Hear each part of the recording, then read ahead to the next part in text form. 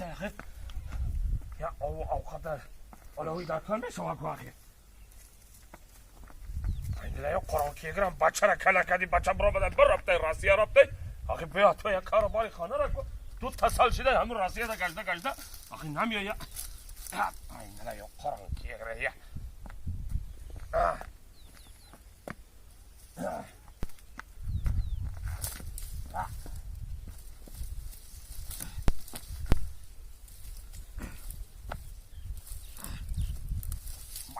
یا ریزه کده پرتاتون جمانم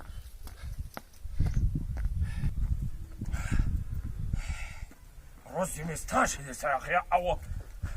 یا علاوی توب کنیم خاکو چیگاه بشیده باشه یا این لای قرق کیگری بچه خیسته برم تا راستی آخه بخیر بیا آخه کار بار خانه را کن من یا مصابر تک و تنها در این خانه یا این لای قرق کیگر بچه را کلا کده میمانی آخه همین جگم کار بار خانه را نمیکنم و یا قیارم مایده چایده کده مانده بگیرم همین جده کن آرانه که جده مانده باشم یا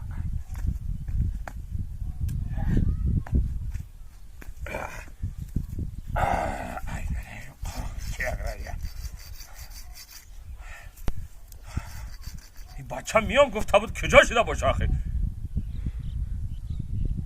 ها اینه یا اسمالیات خمیده آمده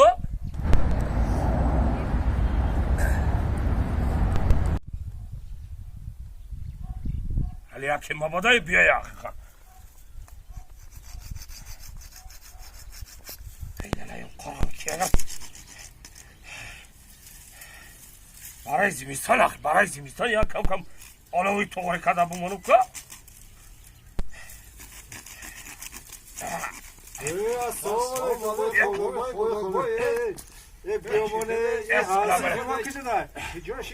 سازه تینجه سلامتی خوبه همه طرفات تینجه آخه خطی بواش سلام خطی بواش چه خیلی نوازه آخه نوازه اکی بابیشه نوازه اکی بابیشه خدا همه وقت سیر ما من کنه تا الله هانسی ما نویلت هانسی ما کجاشی بوی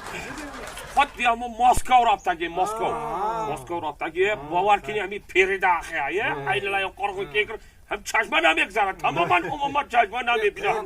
گوشه وزبین شده رابطگی همین بالای پرده گوشه وجه چنگ و خاک گرفتگی رابطگی خاک همون جنگل خواهی سیدن ایلی لای قرقو که گره بیهد من تماما آدم نمیشناسم آخه چشمه خیره شده رابطگی آخه تماما پیر شده رابطگی من مازه گرفتگی چشمه نمیبینه تاریکای چشمه پیش چشمه تب تاریکای نمیبینم یکم جرا ایسه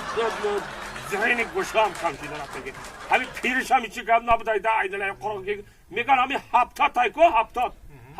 هفتاد میگن که هفتاد شدگی شما بوی خوبه بود این 80 گذاشته رابطگی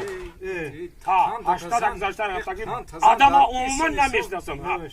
خودت هم اشلاخانی آخه اشلاخانی ما ساله گردک بودم هم بالای کده پادوانی کده میگشتم خودت ایتا نغمه و نغمت میکدی اشلا میکنی ما همون بالا دا اصل میکدیم اصل خیلی ارغوش میرفتیم فهمیدی؟